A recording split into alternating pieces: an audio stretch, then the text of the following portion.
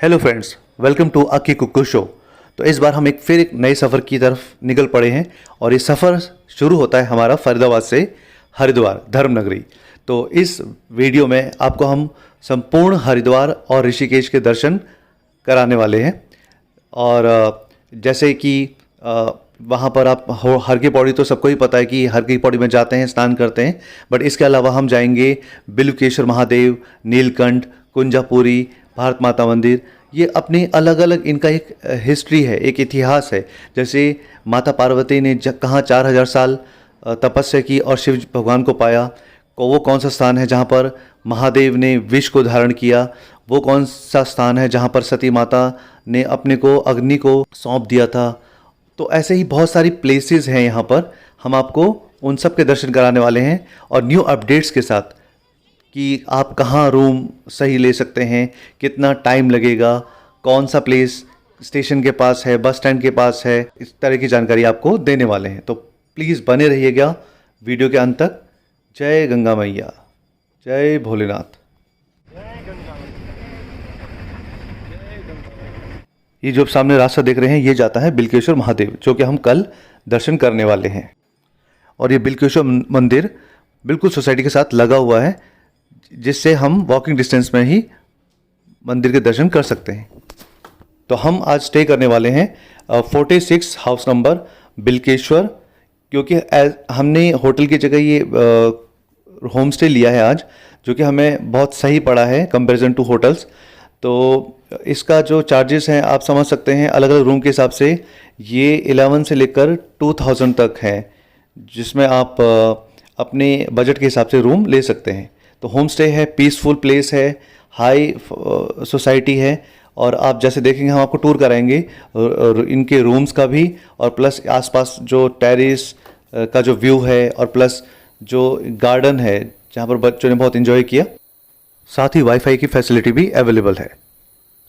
हाँ, एक मेन बात और, ब्रेकफास्ट तो आपको मिल जाएगा, लेकिन लंच और डिनर आपको बाहर करके ही आना पड़ेगा, बाहर से मंगवाना पड़ेगा। जैसे कि हमने मंगवाया था जोमेटो से, और वो भी हमें सही पड़ा, मतलब सही लगा था टेस्ट में।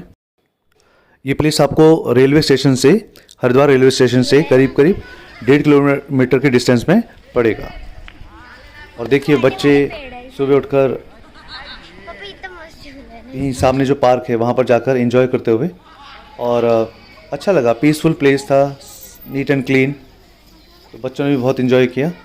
और उसके बाद हम कुछ टाइम के बाद निकल पड़े बिल्वकेश्वर महादेव मंदिर के दर्शन करने के लिए।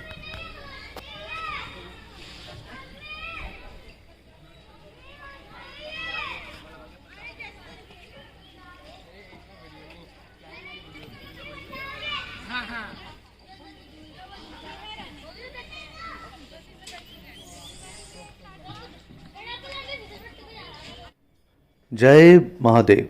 तो अब ये शुरू होता है हमारा बिल्वकेश्वर महादेव मंदिर का सफ़र। तो सोसाइटी से, जैसा मैंने आपको रास्ता दिखाया था, सिर्फ 300 से 400 मीटर की दूरी पर आपको बिल्वकेश्वर मंदिर के दर्शन हो जाएंगे। तो सबसे पहले आपको गणेश जी के दर्शन होंगे रास्ते में, उसके बाद हनुमान जी के, और थोड़ी दूर चल के आपको दर्शन होंगे बिल्वकेश्वर महादेव की। तो चलिए चलते हैं दर्शन करने। जय बिल्वकेश्वर महादेव। ये मंदिर के बारे में कहा जाता है कि यहाँ पर बिल्वकेश्वर महादेव, भगवान भोलेनाथ का और माता गौरी का, जो माता पार्वती हैं उनका गौरी कुंड है। तो कहा जाता है कि माता पार्वती ने शिव जी को पाने के लिए 4000 साल तक वृक्ष के नीचे पूजा की, तपस्या की। और बिल्वकेश्वर महादेव से थोड़ा सा 50 से 100 मीटर की दूरी पर माता गौरी कुंड है, जो गौरी कुंड ये माता पार्वती की शादी से पहले का है।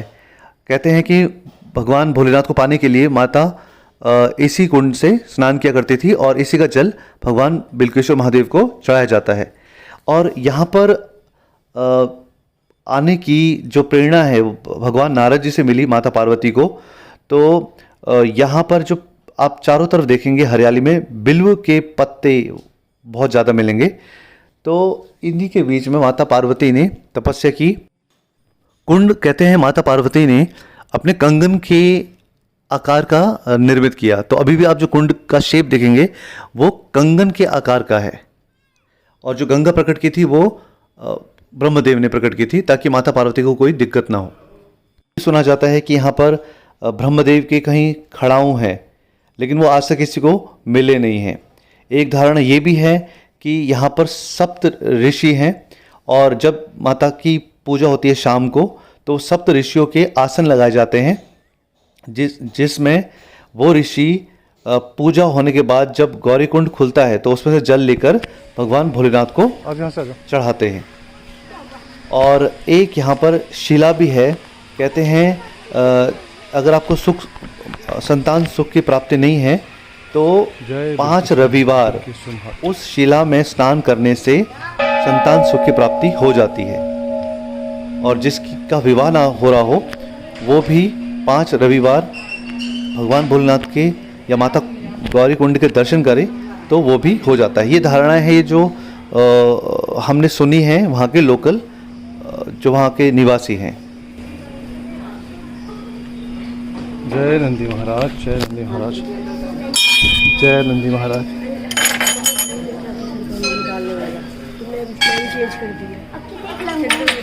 लंगूर देखो, अब ऊपर देखो लंगूर।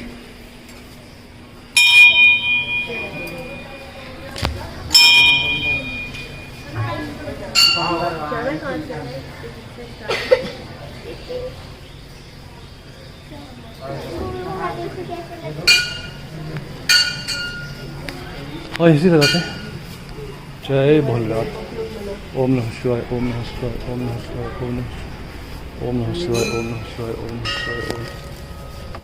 ये देखिए, ये सामने जो वृक्ष है, इसी वृक्ष के नीचे बताते हैं कि माता पार्वती ने 4000 साल तक तपस्या की थी भगवान भोलेनाथ को पाने के लिए। तो अभी तो पूजा का समय अभी है, अभी भगवान भोलेनाथ का श्रृंगार हो रहा है। तो चलिए आपको दिखाते हैं मंदिर, और उसके बाद चलते हैं गौरीकुंड, क्योंकि सबसे पहले पूजा गौरीकुंड की होती है। फिर वहाँ का जो गौरीकुंड का जल है वो यहाँ पर चढ़ाया जाता है भगवान भोलेनाथ में। उसके बाद यहाँ पर पूजा होती है। तो चलिए चलते हैं मंदिर के दर्शन करने के लिए।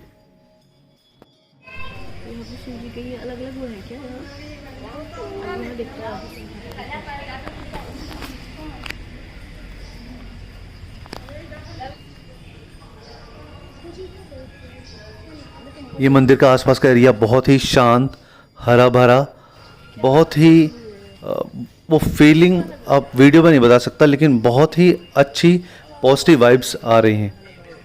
जय महादेव, जय भोलेनाथ।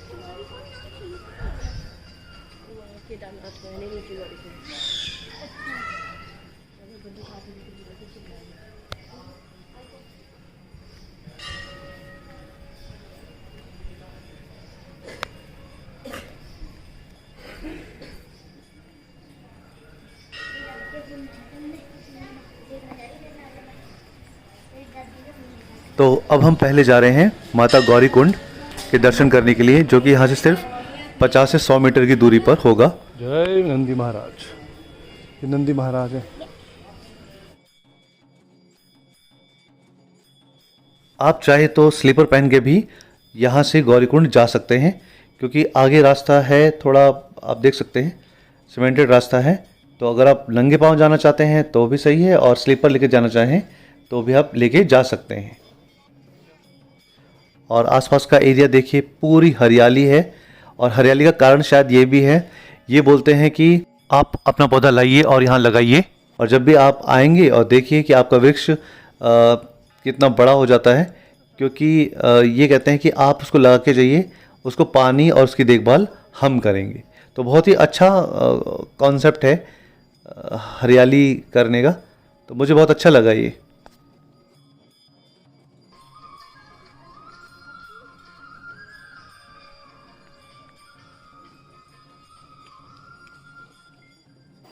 यहाँ आसपास बहुत लंगूर है, लेकिन वो किसी को परेशान नहीं करते। आप आराम से चलते रहिए, बस छेड़खानी मत कीजिए जानवरों के साथ, तो आपको कोई हानि नहीं पहुँचाएंगी। यहाँ आप देख रहे हैं पत्थर के ऊपर पत्थर। तो यहाँ की धारणा यह है कि एक पत्थर के ऊपर दूसरे पत्थर, जितने भी पत्थर आप रखेंगे उतना आपका घर के फ्लोर बनेंगे। तो ये अपनी अपनी धारणा है।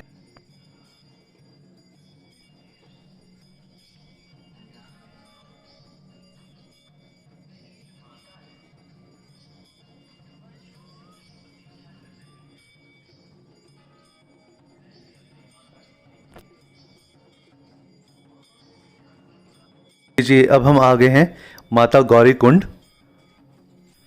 जहाँ पर माता पार्वती ने अपने कंगन से कुंड का निर्माण किया था और वो कुंड आज भी है और उसका जल आज भी आप यूज़ कर सकते हैं। मंदिर में प्रवेश होने जब आप होते हैं तो राइट हैंड साइड में वो जल आपका एक नलके से मतलब स्टोर करके रखा हुआ है, तो नलके से आप उसको अपने ऊपर छिड़क कर स्नान भी कर सकते और उसे पी भी सकते हैं। तो दर्शन कर लीजिए गौरी कुंड के, जो कि आप देखिए गंगन के आकार का शेप बना हुआ है। और इसके पीछे वो शिला है जिसकी हम बात कर रहे थे कि जिसको संतान सुख प्राप्त नहीं है वो 5 रविवार आए और उस शिला में स्नान करे तो वो संतान सुख की प्राप्ति हो जाती है। तो इसीलिए किसी को भी यहाँ पर नहीं जाने दिया जाता।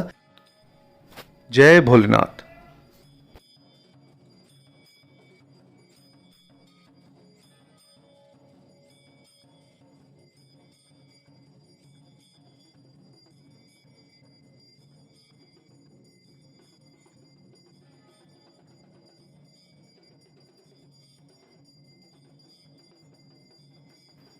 ये देखिए वो जल है जो गौरी कुंड से पानी लेकर यहाँ पर भरा गया है, तो इसको आप पी भी सकते हैं और अपने ऊपर छिड़ककर स्नान भी कर सकते हैं।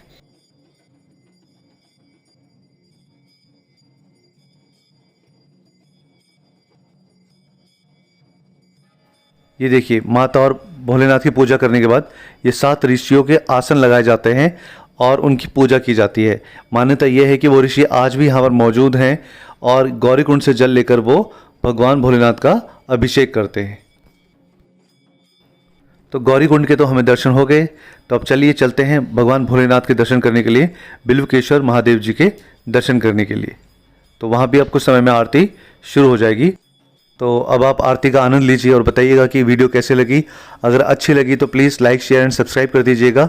तो मिलते हैं इसी के अगले भाग में, जहाँ पर हम आपको दर्शन कराने वाले हैं और एक नए मंदिर का एक नई कथा के साथ। तो चलिए फिर मिलते हैं अगले वीडियो में, तब तक के लिए stay tune, take care, bye bye.